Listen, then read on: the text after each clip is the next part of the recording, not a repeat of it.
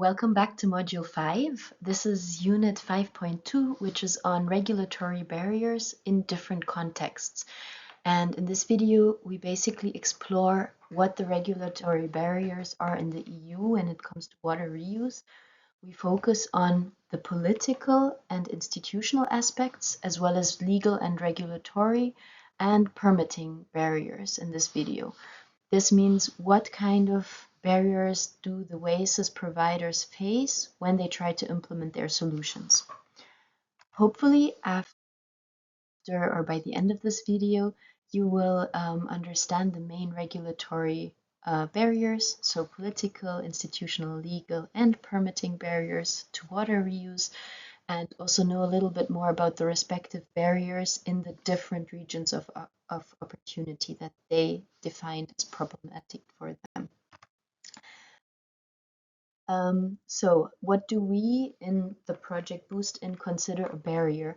We refer to it as circumstances from governance mechanisms to the enabling environment that are hindering the implementation of water circular economy solutions, in short, WASES, in our case, in the regions of opportunity that we cooperated with. You see the regions of opportunity on this slide on the right-hand side. So they are located in 6 different countries. We have 6 different regions of opportunity. And related to the barriers for the WASES, we kept in touch with them and had them identify what they feel are the biggest hindering points and barriers to the projects that they want to implement. It's important that the barriers are kept to a minimum to support WASES implementation, and as a first step, we recommend to identify what the problems are. In exchange with the regions of opportunity, we had 4 different options for them to say what kind of level of barrier they perceive exists, from saying that there's no barrier at all to minor barriers, moderate barriers, and major barriers they could share. To show the result of the average of all of the different categories, you see in front of you that institutional, political, and regulatory legal barriers were quite strongly identified, but the strongest one is on permitting. So most of the regions and countries that we worked with had most of the problems with permitting barriers. And this shows the average of the responses of the regions. So if we want to shed a bit more light on this, what we mean by these 4 categories, because we also created subcategories. If we look at political barriers, what we mean is a lack of circular economy framework or lack of long-term planning for the regions, lack of knowledge among politicians to exchange, or a knowledge asymmetry.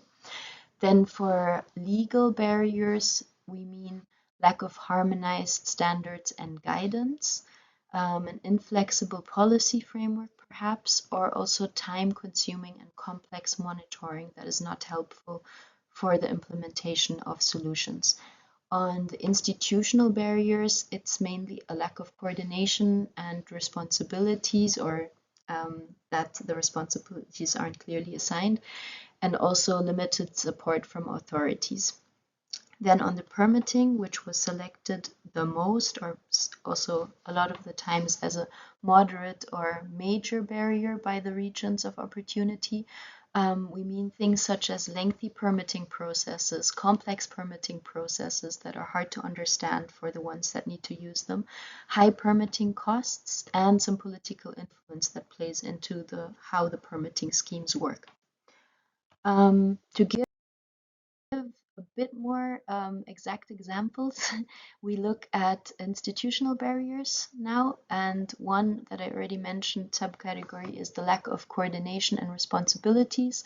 Here, to give a proper example, This barrier was reported as moderate generally, but once also as a significant, so a major barrier in both Spain and Bulgaria. And the countries and regions stated that there's an overlap of competencies amongst the different policy levels, so local and national, but also between the different sectors. So it makes it really hard to understand the responsibilities and causes confusion, and in the long run, of course, this hampers the implementation of the WACES. A dedicated coordination body could technically help to overcome this barrier. That's what we would recommend.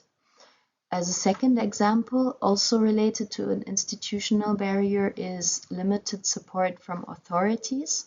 This was reported in Greece. They said that there's a lot of funding and technical guidance missing, as well as political commitment often is lacking at the regional and at the national level, also partially at the municipal level, even though there's a growing recognition that WACES are important on the policy level. But then when it comes to implementation, there's still some problems.